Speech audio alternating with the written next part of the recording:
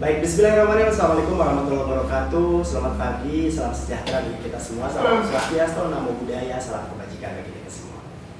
Apa kabar?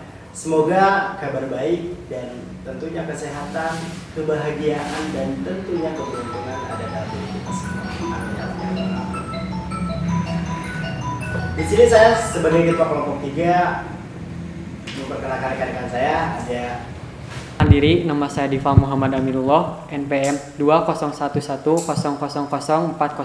Izin perkenalkan diri, nama saya April Drianti, NPM 201100006. Izin memperkenalkan diri, nama saya Reza Nur Latifah dengan NPM 201100025.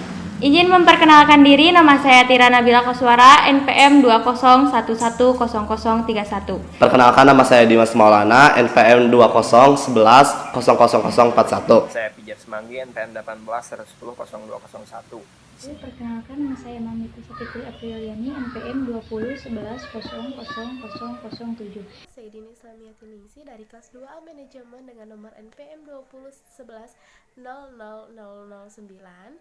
Izin memperkenalkan diri, nama saya Media Meliani, NPM 201100005. Saya Mumin Hermawan dengan NPM 201100032. Di sini saya akan menjelaskan tentang penawaran uang dan kegiatan ekonomi negara. Setiap orang pasti mempunyai kebutuhan dan kebutuhan itu pasti memerlukan uang untuk berbelanja, untuk fashion, dan untuk kebutuhan sehari-hari pasti semuanya membutuhkan uang dan semua berharap nilai uang itu stabil. Lalu bagaimana kalau nilai uang itu bergejolak? Nah, di sini kita akan bahas di kegiatan ekonomi negara atau lebih spesifiknya adalah kebijakan moneter. Di sini saya akan menjelaskan materi tentang penawaran uang dan harga pandangan klasik.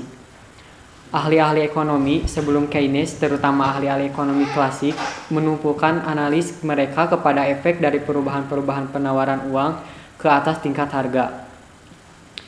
Teori keuangan ini boleh dibedakan dalam dua bentuk, yakni teori kuantitas dan teori sisa tunai. Dalam uraian yang akan dibuat dengan nyata akan dapat dilihat bahwa kedua-duanya teori tersebut mempunyai bentuk yang sama. Di sini juga saya akan menyampaikan materi tentang persamaan pertukaran. Teori kuantitas uang biasanya diterangkan dengan menggunakan persamaan pertukaran yang dinyatakan MV sama dengan PT, di mana M adalah penawaran uang, V adalah laju peredaran uang, P adalah tingkat harga, dan T adalah jumlah barang-barang dan jasa yang diperjualbelikan dalam perekonomian. Di dalam persamaan tersebut, M diartikan sebagai penawaran uang dalam pengertian yang sempit dalam kurung M1. Ini berarti M sama dengan mata uang dalam edaran tambahan, uang bank atau uang giral. Tingkat harga atau P memberikan gambaran tentang indeks harga atau tingkat harga umum dalam ekonomi tersebut. Adalah tidak mungkin untuk menunjukkan tingkat perubahan harga dari berbagai macam barang karena dalam perekonomian terdapat beribu barang dengan tingkat perubahan harga yang berbeda. Jumlah barang dalam ekonomi yaitu T mempunyai arti berikut. A. Adalah nilai fisikal dan bukan nilai uang. B. Ia meliputi barang-barang jadi maupun barang setengah jadi. Oleh karena itu, PT tidak sama nilainya dengan pendapatan nasional. Nilai PT lebih besar dari pendapatan nasional karena ia meliputi pula nilai transaksi barang-barang setengah jadi. Nah, teori kuantitas uang ada kalanya dinyatakan dengan menggunakan persamaan sebagai berikut. MVY sama dengan Y, di mana M adalah penawaran uang, VY adalah laju pendaraan uang yang dibelanjakan untuk membelikan barang-barang jadi, dan Y adalah pendapatan nasional. Nilai Y adalah sama dengan nilai tingkat harga yang dikendalikan dengan jumlah barang-barang yang sudah jadi. Nah, di sini juga ada teori kuantitas uang.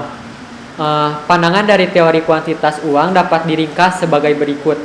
Perubahan dalam penawaran uang akan menimbulkan perubahan yang sama tingkatnya ke atas harga-harga, dan perubahan kedua variabel tersebut adalah ke arah yang sama. Apabila penawaran uang bertambah sebanyak 5%, maka harga bertambah sebanyak 5%, dan apabila penawaran uang berkurang sebanyak 5%, maka harga juga akan berkurang sebanyak 5%. Nah, selanjutnya ada materi asumsi dan pandangan teori kuantitas. Teori kuantitas uang dikemukakan oleh Irving Fisher, seorang ahli ekonomi Amerika yang teknologi ahli ekonomi klasik. Pandangan teori kuantitas ini didasarkan kepada dan asumsi berikut. Nah, yang pertama ada laju peredaran uang atau V adalah tetap. Menurut ahli-ahli ekonomi klasik, kelajuan peredaran uang tergantung kepada beberapa faktor teknikal seperti sistem pembayaran gaji, ciri-ciri kegiatan perdagangan, efisien sistem pengangkutan, dan kependapatan penduduk.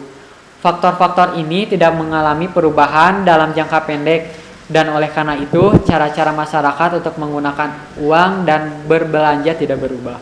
Nah, yang kedua ada kecepatan kerja penuh selalu tercapai dalam ekonomi. Oleh karena itu jumlah barang-barang adalah tetap dan tidak dapat ditambah. Nah, di samping itu juga penawaran tidak akan pernah kurang dari produksi barang pada kecepatan kerja penuh oleh karena sesuai dengan rumusan SAI, setiap barang yang dikeluarkan akan dibeli masyarakat. Maka untuk memaksimumkan untung mereka akan selalu memproduksikan barang pada tingkat kecepatan kerja penuh. Ini berarti T adalah tetap jumlahnya. Ia tidak bertambah maupun berkurang. Di sini saya akan menjelaskan tentang teori sisa tunai.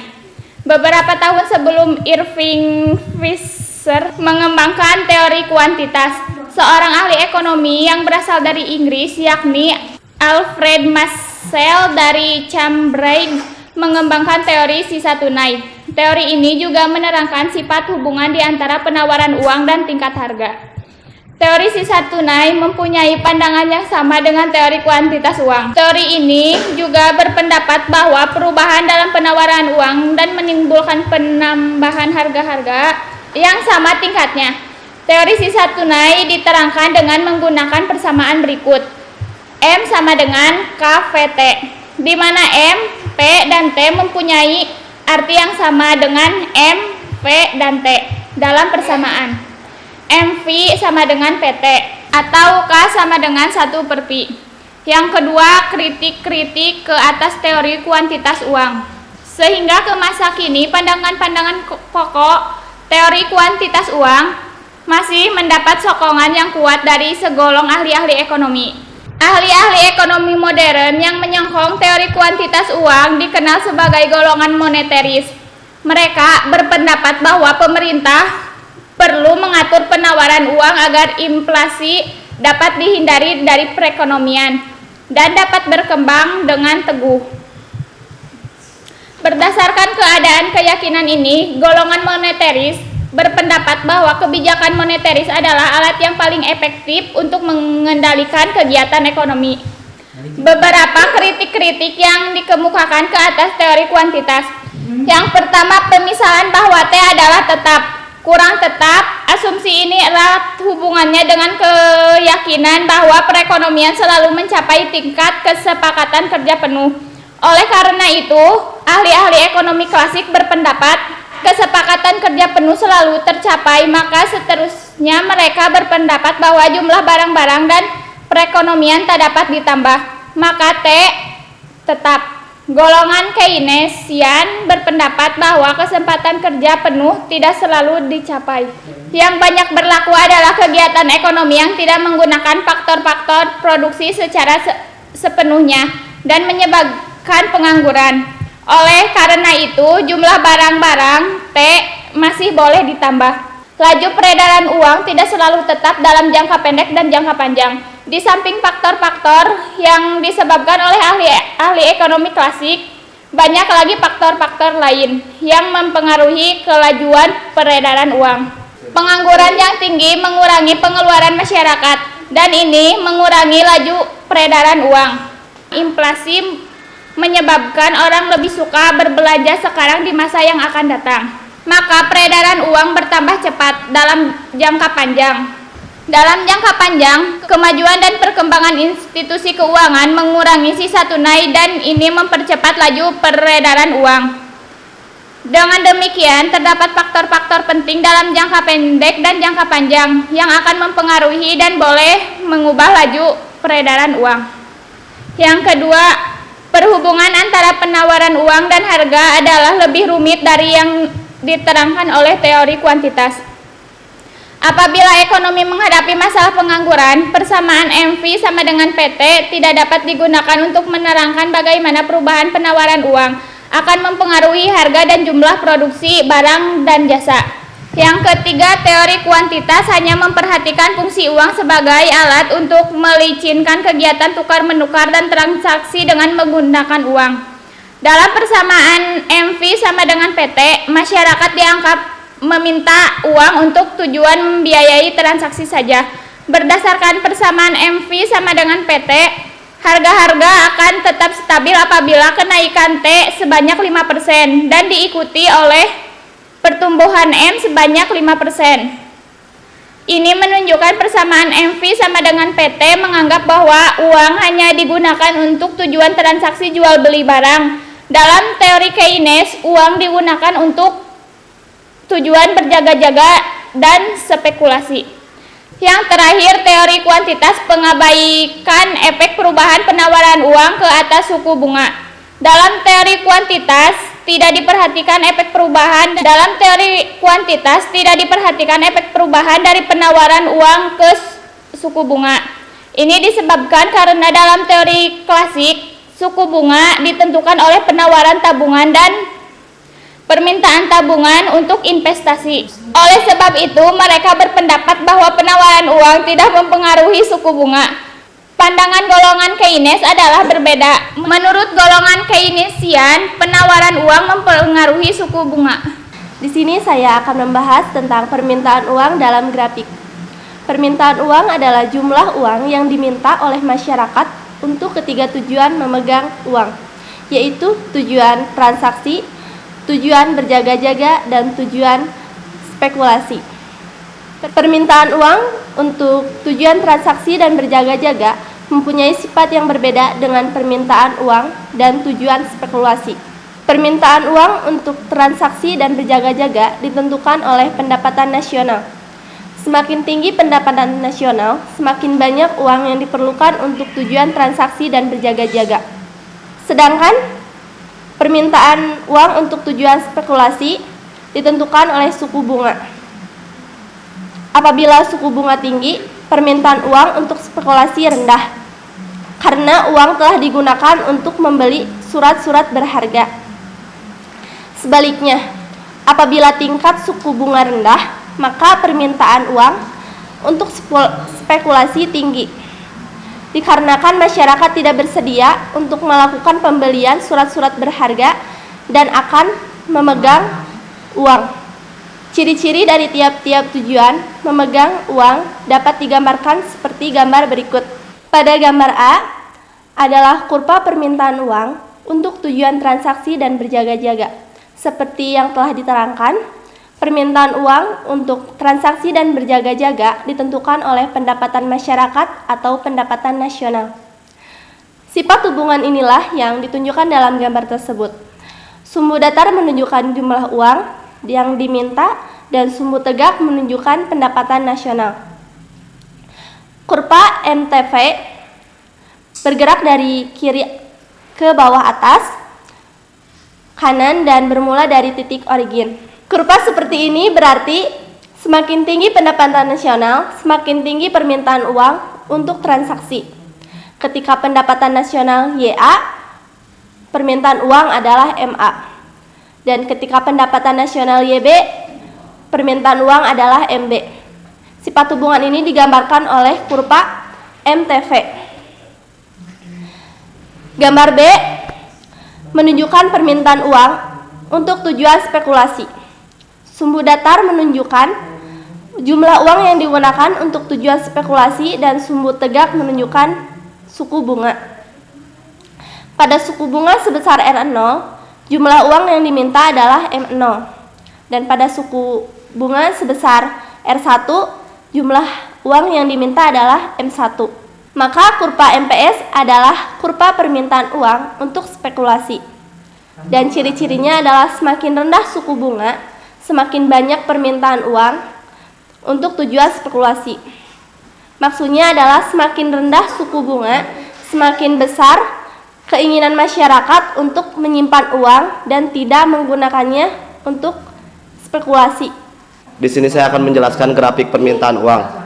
Grafik A menggambarkan permintaan uang untuk transaksi dan berjaga-jaga. Ia tidak ditentukan oleh suku bunga. Maka kurva MTP adalah tidak elastik sempurna atau tidak tegak lurus. Grafik B adalah permintaan uang untuk menunjukkan spekulasi. Kurva MD meliputi permintaan uang untuk transaksi dan berjaga-jaga dan spekulasi ditunjukkan dalam grafik C. Kurva MD diperoleh dari menjumlahkan kurva MTP dengan kurva MSP. Kurva MD menunjukkan bahwa pada suku bunga sebesar R0, permintaan uang dan perekonomian adalah D0. Dan pada suku bunga R1, permintaan uang dalam perekonomian adalah D1. Selanjutnya, grafik penawaran uang. Kurva permintaan dan penawaran uang dalam perekonomian dan bagaimana kedua faktor menentukan suku bunga. Kurva MD adalah kurva permintaan uang, sedangkan kurva MS0 dan MS1 adalah kurva penawaran uang. Jumlah penawaran uang dalam suatu masa tertentu ditentukan oleh pemerintah melalui bank sentral dan jumlahnya tetap dalam jangka pendek. Maka kurva penawaran uang adalah tidak elastik sempurna atau tidak tegak lurus. Perubahan dalam penawaran uang ditunjukkan oleh pergerakan-pergerakan kurva itu sendiri. Pergerakan ke kiri berarti penawaran uang turun dan pergerakan ke kanan berarti penawaran uang bertambah. Selanjutnya grafik penentuan suku bunga. Suku bunga dalam ekonomi ditentukan oleh keseimbangan dalam permintaan dan penawaran uang. Asumsikan, pada mulanya jumlah penawaran uang adalah MS0. Kurva ini bersilang dengan kurva MD dan E0. Dan ini berarti bahwa suku bunga adalah R0. Seterusnya, asumsikan pula penawaran uang bertambah dan menjadi MS1. Kurva ini bersilang dan MD1 di E1. Dan ini berarti suku bunga turun menjadi R1. Contoh ini menunjukkan bahwa perubahan-perubahan dalam penawaran uang akan mempengaruhi suku bunga. Di sini saya akan menjelaskan mengenai uang dan kegiatan ekonomi menurut pandangan Keynes dan mekanisme transmisi. Menurut pandangan ahli-ahli ekonomi, menyatakan perubahan dalam penawaran uang akan menimbulkan perubahan tingkat harga. Dan perubahan ini tidak menimbulkan efek ke atas tingkat produksi dan kegiatan ekonomi negara. Perekonomian akan tetap mencapai tingkat perekonomian kerja yang penuh. Pandangan tersebut berbeda dengan pandangan Keynes. Uraian ini menerangkan, teori Keynes ini menerangkan efek penawaran uang dan perubahannya ke atas kegiatan ekonomi negara. Mekanisme transmisi. Seperti yang telah diterangkan, analisis Keynes berkeyakinan bahwa pengangguran selalu berwujud dan menyebabkan tingkat kegiatan dalam ekonomi belum mencapai tingkat yang maksimum. Keadaan ini dapat diperbaiki melalui dua pendekatan atau kebijakan. Yang pertama yaitu menaikkan pengeluaran agregat melalui perubahan pengeluaran pemerintah dan komponen pengeluaran agregat lain seperti ekspor dan investasi. Yang kedua yaitu menambah penawaran uang. Bagian ini akan menerangkan efek pertambahan penawaran uang ke atas kegiatan ekonomi. Analisis Keynes menunjukkan bahwa pertambahan penawaran uang akan dapat menambah pendapatan nasional.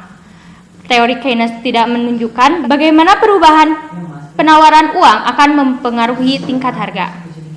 Efek perubahan uang atas kegiatan ekonomi negara dibedakan menjadi 3 bagian, yaitu yang pertama, perubahan dalam penawaran uang akan menimbulkan perubahan ke atas suku bunga. Yang kedua yaitu perubahan suku bunga akan mengubah jumlah investasi. Yang ketiga yaitu perubahan investasi mengubah pengeluaran dan akhirnya pendapatan nasional. Rangkaian peristiwa yang berlaku. Rangkaian peristiwa-peristiwa yang dinyatakan di atas dinamakan mekanisme transmisi, yakni suatu rangkaian peristiwa yang menggambarkan efek perubahan penawaran uang ke atas kegiatan ekonomi negara. Berikut ini ada contoh kurva. Mekanisme transmisi yang pertama ini yaitu menggambarkan efek perubahan penawaran uang ke atas kegiatan ekonomi negara ditunjukkan dalam gambar 1.4 grafik A. Grafik A menggambarkan efek pertambahan penawaran uang ke atas suku bunga.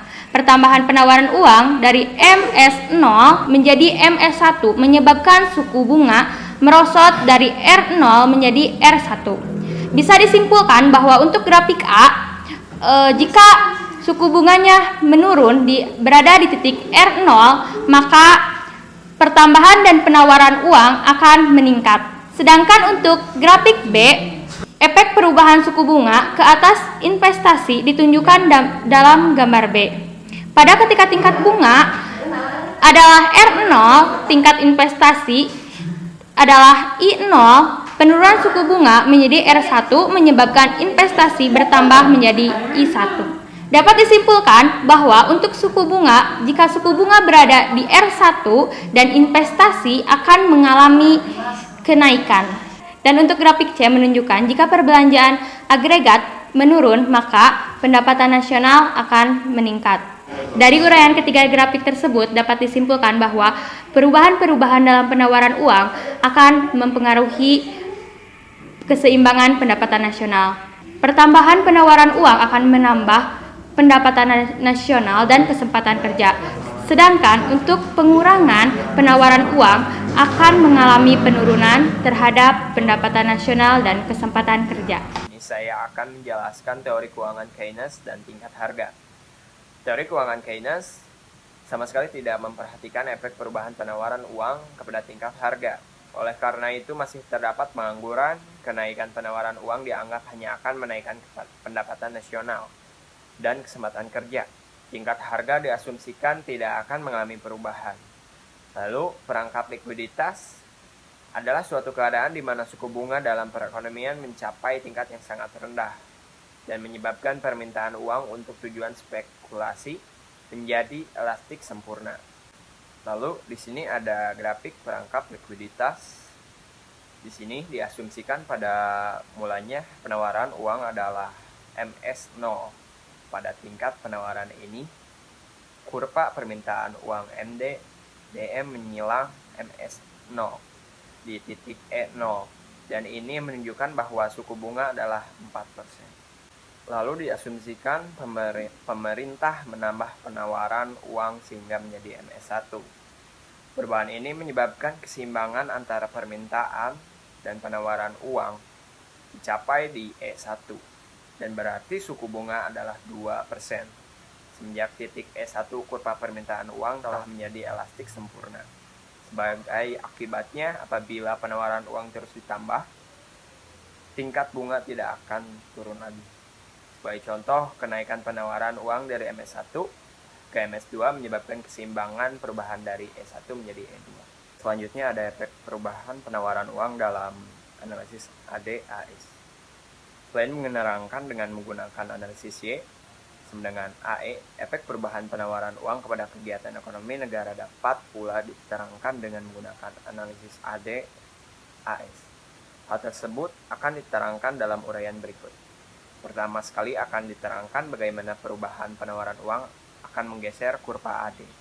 Sesudah itu akan ditunjukkan bagaimana perubahan penawaran uang mempengaruhi keseimbangan AD dan AS. Kita lihat di sini ada grafik efek perubahan penawaran uang ke atas kegiatan kurva AD.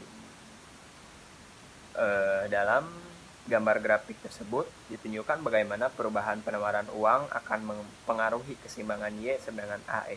Pada awalnya diasumsikan pengeluaran agregat adalah AE0 dan tingkat harga adalah P0. Pengeluaran agregat tersebut akan menyebabkan keseimbangan pendapatan nasional dicapai di E0, dan dengan demikian pada mulainya pendapatan nasional adalah Y0. Sesuai dengan keadaan keseimbangan yang asal ini, dalam gambar B ditunjukkan kurva AD yang melalui titik A yang menggambarkan tingkat harga adalah P0 dan pendapatan nasional real adalah Y0. Lalu perubahan penawaran uang seperti ditunjukkan dalam analisis mengenai mekanisme transmisi akan mengalihkan kurva AE0. Apabila penawaran uang berkurang, kurva AE0 akan bergeser ke bawah, misalnya menjadi AE1. Keseimbangan ekonomi negara dicapai di E1 dan pendapatan nasional berkurang kepada Y1. Perubahan ini berlaku pada tingkat harga yang tidak berubah yaitu pada P0. Dengan demikian, dalam analisis ADAS, keseimbangan di E1 digambarkan oleh titik B pada grafik B. Perubahan yang sebaliknya, yaitu apabila penawaran uang bertambah, kurva pengeluaran agregat akan ke atas, misalnya menjadi AS2, keseimbangan pendapatan nasional akan berubah ke E2, dan pendapatan nasional meningkat menjadi Y2. Dalam analisis ADAS, keseimbangan ini ditunjukkan oleh titik C. Titik ini menggambarkan sampai di mana kurva AD0 bergerak apabila penawaran uang bertambah. Pertambahan ini menyebabkan AD0 bergeser menjadi AD2. Peranan uang dalam perekonomian. Dengan menggunakan analisis ADAS, sekarang dapatlah dibuat penilaian mengenai peranan uang dalam kegiatan ekonomi suatu negara. Nah, dalam bab ini dijelaskan dengan lebih terperinci dua pendapat yang dikemukakan, yaitu pandangan golongan klasik atau teori kuantitas dan pandangan golongan Keynesian atau analisis mekanisme transmisi.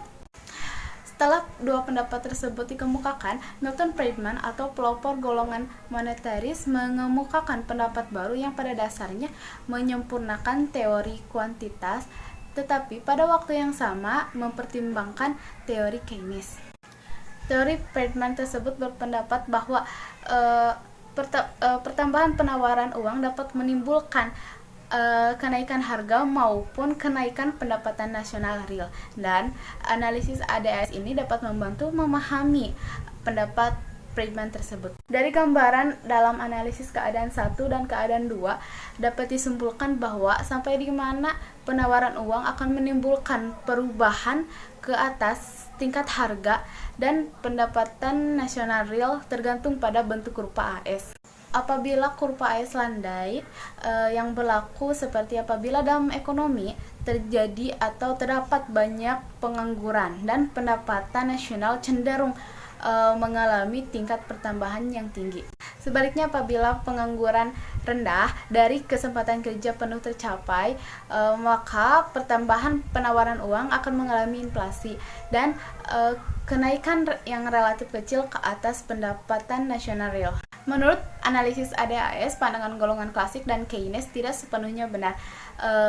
Pandangan klasik kurang tepat karena 1. Kesempatan kerja penuh tidak selalu tercapai, maka T tidak berubah. 2. Kenaikan harga yang mungkin terjadi tidak akan sebesar dengan apa yang diramalkan oleh teori kuantitas, seperti kenaikan harga adalah sama tingkat kelajuannya dengan pertambahan penawaran uang. Dan kelemahan dari teori Keynes yaitu analisisnya yang tidak memperhatikan efek perubahan penawaran uang ke atas tingkat harga. Selanjutnya ada kebijakan moneter dalam kegiatan ekonomi. Nah, jadi kebijakan moneter ini dapat dibedakan menjadi dua golongan. Yang pertama, kebijakan moneter kuantitatif, dan kedua, kebijakan moneter kualitatif. Nah, yang dimaksud dengan kebijakan moneter kuantitatif yaitu langkah-langkah bank sentral yang tujuan utamanya itu mempengaruhi jumlah penawaran uang dan suku bunga dalam perekonomian. Dalam masa deflasi, penawaran uang perlu ditambah. Nah, langkah ini akan menurunkan suku bunga dan penurunan ini selanjutnya akan menggalakkan perkembangan kegiatan ekonomi sehingga tingkat kesempatan kerja menjadi lebih tinggi dan pengangguran akan semakin berkurang. Dalam masa inflasi, pengeluaran masyarakat melebihi penawaran barang-barang yang tersedia dalam perekonomian. Oleh sebab itu, pengeluaran agregat perlu dikurangi melalui pengurangan dalam penawaran uang dan kenaikan suku bunga. Perubahan tersebut akan menurunkan pengeluaran agregat, nah sehingga terjadilah keseimbangan antara pengeluaran dalam ekonomi dengan jumlah penawaran barang-barang. Sedangkan kebijakan moneter kualitatif adalah langkah-langkah bank sentral yang tujuan utamanya mengawasi bentuk-bentuk pinjaman dan investasi yang dilakukan oleh bank-bank perdagangan. Dengan kata lain, tujuan utama kebijakan ini bukanlah mengawasi perkembangan penawaran uang, tetapi lebih ke mempengaruhi jenis-jenis pinjaman yang diberikan oleh institusi keuangan. Nah, dan hal ini memungkinkan bank sentral menggalakkan pertumbuhan ekonomi ke arah yang diharapkan. Di sini saya akan menjelaskan tentang kebijakan moneter kuantitatif. Kebijakan moneter yang bersifat kuantitatif dapat dibedakan menjadi 3 jenis tindakan, yaitu yang pertama, melakukan jual beli surat-surat berharga di dalam pasar uang dan pasaran modal. Langkah ini dinamakan operasi pasar terbuka. Yang kedua, yaitu membuat perubahan ke atas suku diskonto dan suku bunga yang harus dibayar oleh bank-bank perdagangan. Yang ketiga, membuat perubahan ke atas cadangan minimum yang harus disimpan oleh bank-bank perdagangan. Operasi pasar terbuka yakni langkah melakukan jual beli surat-surat berharga di dalam pasar uang dan pasaran modal, mengubah suku bunga dan suku diskonto dalam menjalankan tugas-tugasnya untuk menguasai kegiatan masyarakat perdagangan. Bank sentral harus memastikan agar masyarakat tidak kehilangan kepercayaan kepada sistem bank. Salah satu cara untuk mewujudkan hal ini adalah dengan berusaha agar bank-bank perdagangan selalu sanggup membayar semua cek yang dikeluarkan nasabah-nasabahnya. Untuk mencapai tujuan ini, ada 2 hal langkah yang dapat dilakukan oleh bank sentral. Yang pertama yaitu dengan membuat pengarahan-pengarahan atau peraturan-peraturan tentang corak dan jenis investasi yang dapat dilakukan oleh bank perdagangan. Dan yang kedua adalah dengan member pinjaman kepada bank-bank yang menghadapi masalah dan cadangannya, yaitu cadangannya adalah kurang dari cadangan minimum yang ditetapkan oleh peraturan. Di dalam membantu bank-bank perdagangan, ada 2 bentuk bantuan yang dapat diberikan oleh bank sentral, yaitu yang pertama dengan memberikan pinjaman atau dengan memberi surat-surat berharga tertentu yang dimiliki oleh bank-bank perdagangan yang memerlukan bantuan dalam melakukan pembelian surat-surat berharga. Bank sentral yang harus menerima surat-surat berharga yang mudah tunai seperti sertifikat Bank Indonesia. Apabila bank-bank perdagangan menjual surat-surat berharga seperti itu kepada bank sentral, maka langkah itu dinamakan mendiskontokan surat-surat berharga. Di dalam member pinjaman, bank sentral akan menetapkan suku bunga yang harus dibayar oleh bank-bank perdagangan atas pinjaman yang diterimanya. Juga bank sentral akan menerapkan suku diskonto dari sertifikat Bank Indonesia atau suku-suku berharga lainnya. Tingkat yang ditentukan oleh bank sentral tersebut dinamakan suku diskonto dan suku bank. Peranan bank sentral sebagai suatu sumber pinjaman atau tempat untuk mendiskontokan surat-surat berharga tersebut dapat digunakan oleh bank sentral sebagai suatu alat untuk mengendalikan jumlah penawaran uang dan tingkat kegiatan ekonomi. Dalam keadaan di mana kegiatan ekonomi berada di bawah tingkat yang mewujudkan kesempatan kerja yang tinggi, bank sentral dapat mempertinggikan kegiatan ekonomi dengan menurunkan suku diskonto. Dengan penurunan suku diskonto, biaya yang harus dibayar oleh bank-bank perdagangan untuk meminjam dari bank sentral menjadi lebih murah. Ini menggalakkan mereka untuk memberikan lebih banyak pinjaman. Sebaliknya, apabila bank sentral ingin mengurangi kegiatan ekonomi yang sudah mencapai tingkat yang terlalu tinggi, suku diskonto perlu dinaikkan. Kenaikan suku diskonto ini akan mendorong bank-bank perdagangan menaikkan suku bunga ke atas pinjaman-pinjaman yang diberikannya. Oleh karenanya, para pengusaha enggan membuat pinjaman baru dan pelanggan-pelanggan yang telah membuat pinjaman akan mengembalikan pinjaman yang dibuat pada masa lalu. Pada akhirnya, kegiatan ekonomi negara akan menurun. Selanjutnya yaitu mengubah tingkat cadangan umum. Kesuksesan kedua jenis kebijakan moneter yang baru dibacakan di atas sangat tergantung kepada apakah kebanyakan bank perdagangan mempunyai kelebihan cadangan atau tidak. Apabila kelebihan cadangan terdapat dalam kebanyakan bank perdagangan, kedua tindakan di atas tidak dapat digunakan untuk membuat perubahan-perubahan dalam penawaran uang. Dengan adanya kelebihan cadangan, operasi pasar terbuka dan mengubah suku diskonto tidak mewujudkan efek yang diharapkan. Apabila kelebihan cadangan banyak terwujud di bank-bank perdagangan di dalam mempengaruhi penawaran uang, langkah bank sentral yang paling efektif adalah dengan mengubah tingkat cadangan minimum. Selanjutnya yaitu kebijakan moneter kuantitatif. Kebijakan moneter yang bersifat kuantitatif biasanya dibedakan menjadi dua jenis, yakni yaitu yang pertama pengawalan pinjaman secara terpilih. Kebijakan ini dilakukan dengan menentukan jenis-jenis pinjaman mana yang harus dikurangi atau digalakkan. Yang kedua yaitu pembujukan moral. Dalam melaksanakan kebijakan ini, Bank Sentral mengadakan pertemuan langsung dengan bank-bank perdagangan untuk meminta mereka melakukan langkah-langkah tertentu.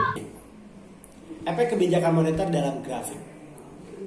Untuk melengkapi uraian mengenai kebijakan moneter, ada baiknya apabila ditunjukkan bagaimana kebijakan moneter yang bersifat kuantitatif akan mempengaruhi tingkat kegiatan ekonomi. Pada mulanya misalnya, perekonomian menghadapi masalah kemunduran ekonomi dan pengangguran meningkat. Untuk mengatasi masalah ini, Bank Sentral sebagai Bank Indonesia berusaha menambah penawaran uang dan menurunkan suku bunga. Telah diterangkan bahwa apabila penawaran bertambah dan pengurangan suku bunga, maka investasi akan meningkat. Dan sebagai akibatnya, pengeluaran agregat juga akan meningkat. Perubahan ini juga menimbulkan kurva AE dan kurva AE ke atas dan kurva AD ke kanan. Efek dari perubahan ini kegiatan ekonomi mendapatkan nasional dan tingkat harga akan meningkat. Efek ini dapat dilihat dari gambar 1 titik berikut. Grafik A menunjukkan efek kebijakan moneter dalam analisis pengeluaran agregat penawaran agregat Y sama dengan AE. Pengeluaran agregat pada ketika ekonomi mengalami kemunduran adalah AE0, dan dengan demikian keseimbangan yang asal dicapai di E0 dan pendapatan nasional adalah Y0. Kebijakan moneter akan menambah pengeluaran agregat dan perubahan ini ditujukan oleh perubahan AE0 menjadi AE1 dan pendapatan nasional meningkat menjadi Y1. Pertambahan pendapatan nasional ini akan menambah kesempatan kerja dan mengurangi pengangguran. Efek kebijakan moneter dapat pula diterangkan dengan menggunakan analisis ADAS seperti ditunjukkan dalam grafik B. Keseimbangan asal yaitu pada ketika perekonomian sedang mengalami kemunduran atau keturunan atau sedang mengalami turun, dicapai di E0 yaitu titik persilangan di antara AD0 dan AS. Keseimbangan ini adalah sama dengan keseimbangan asal dalam analisis Y, AE, maka harga pada keseimbangan asal ini adalah P0. Oleh karena itu, kebijakan moneter memindahkan pengeluaran agregat dari AE0 menjadi AE1 dan menyebabkan pendapatan nasional bertambah sebanyak Y0, Y1. Maka kurva AD0 akan bergeser menjadi AD1 yang melalui titik E1 di mana E0 sama E0 E1 sama dengan Y0, Y1 kurva AD1 memotong kurva AS di E2 dan merupakan keseimbangan AD-AS yang baru efek dari melaksanakan kebijakan moneter. Keseimbangan yang baru ini menunjukkan pendapatan nasional real hanya meningkat dari Y0 menjadi Y2 dan tingkat harga meningkat dari P0 menjadi P1. Mengapakah dalam analisis AD-AS pada keseimbangan yang baru mendapatkan nasional real lebih rendah dari Y1? Hal itu bersumber dari efek berikut. Pertambahan pengeluaran agregat dari AE0 menjadi AE1 akan meningkat harga-harga dan ini mengurangi pendapatan nasional real dan mengeluarkan agregat real yaitu hanya mencapai Y1. Di sini saya akan menyampaikan contoh soal dari pembahasan yang sudah dipaparkan. Untuk contoh soal, kami menyediakan 5 contoh soal. Yang pertama, pada tanggal 13 Mei 2007 terjadi transaksi perdagangan sebanyak 150 unit barang dengan tingkat harga 20.000. Jika pada hari itu jumlah uang yang beredar senilai 600 juta, maka menurut Irving Fisher, kecepatan perputaran uang yang terjadi sebanyak yang diketahui dari pernyataan tersebut atau pertanyaan tersebut adalah M sebesar 600 juta, P sebesar 20.000 dan T sebesar 150.000. Yang ditanyakan dari pertanyaan tersebut yaitu Pi, kecepatan perputarannya. Maka kami di sini menggunakan rumus MP sama dengan PT. 600 juta dikali Pi sama dengan 20.000 dikali 150.000. 600 juta Pi sama dengan 3 miliar. Pi sama dengan 3 miliar dibagi 600 juta. Maka dapat disimpulkan bahwa kecepatan perputarannya sebesar 6 kali atau 6 kali putaran. Soal nomor 2. Pada tahun 2011, jumlah uang yang beredar di negara Indonesia sebesar 50 miliar. Kecepatan peredaran uang pada tahun tersebut 4 kali. Dan jumlah barang yang diperdagangkan sebanyak 10 juta. Maka tingkat harga pada tahun 2011 adalah diketahui M sama dengan 50 miliar, P sama dengan 4 kali, dan T 10 juta. Yang ditanyakan P atau tingkat harga. Menggunakan rumus yang sama, sama seperti soal yang pertama, MP sama dengan PT. 50 miliar dikali 4 sama dengan P dikali 10 juta. 200 miliar sama dengan 10 juta P. Maka P sama dengan 200 miliar dibagi 10 juta sama dengan P sama dengan 20.000. Jadi, dapat disimpulkan bahwa tingkat harga pada pertanyaan nomor 2 sebesar 20.000. Untuk soal nomor 3, bila jumlah uang yang beredar atau M sebesar 100 miliar, kecepatan peredaran uang atau P sebesar 8 kali, dan jumlah barang yang diperdagangkan atau T sebesar 200 juta unit, maka tingkat harga atau P adalah, untuk menjawab soal tersebut masih tetap sama, menggunakan rumus sama seperti yang nomor 1 sama 2, yaitu MP sama dengan PT. 100 miliar dikali 8 sama dengan P kali 200 juta. 800 miliar sama dengan 200 juta P. Maka P sama dengan 800 miliar dibagi 200 juta. P atau tingkat harga pada soal tersebut adalah sebesar 4.000. Untuk soal nomor 4, misalkan dalam perekonomian T sebesar 500, penawaran uang atau M 200, dan laju peredaran uang adalah 5, berdasarkan teori kuantitas berapa tingkat harganya? Masih menggunakan rumus yang sama, MP sama dengan PT, 200 dikali 5, P dikali 500, 1000 sama dengan 500 P. Maka P atau tingkat harganya sebesar 2. Tingkat harga atau P sama dengan 2 jika penawaran uang meningkat sebanyak 2,5%, yaitu 200 menjadi 250, berapa tingkat harga tersebut?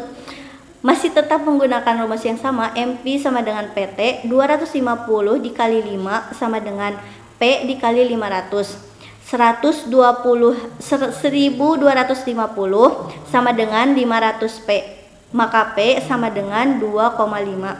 Besarnya kenaikan penawaran uang yang sama dengan besarnya kenaikan harga bisa dihitung 25% dari 2 sama dengan 0,5. Jadi kenaikan harga menjadi 2 ditambah 0,5 menjadi 2,5. Pertanyaan terakhir yang kelima adalah, dalam setahun 100 buku terjual dengan harga 5.000 per buku, maka T dengan 100 buku per tahun dan P sama dengan 5.000 per buku, sehingga jumlah uang yang ditransaksikan atau dipertukarkan adalah P dikali T sama dengan 5.000 per buku dikali 100 buku per tahun sama dengan 500.000 per tahun. 500 menunjukkan nilai uang yang dipertukarkan dalam setahun. Misalkan jumlah uang dalam suatu perekonomian adalah 100.000, maka perputaran untuk transaksinya menjadi V dikali PT dibagi M. V dikali 500 per tahun dibagi 100.000, maka P 5 putaran per tahun. Artinya dalam setahun setiap 1 rupiah harus berpindah tangan sebanyak 5 kali. Mohon maaf bila ada kekurangan, karena kami dalam tahap belajar walaupun maaf. Assalamualaikum warahmatullahi wabarakatuh.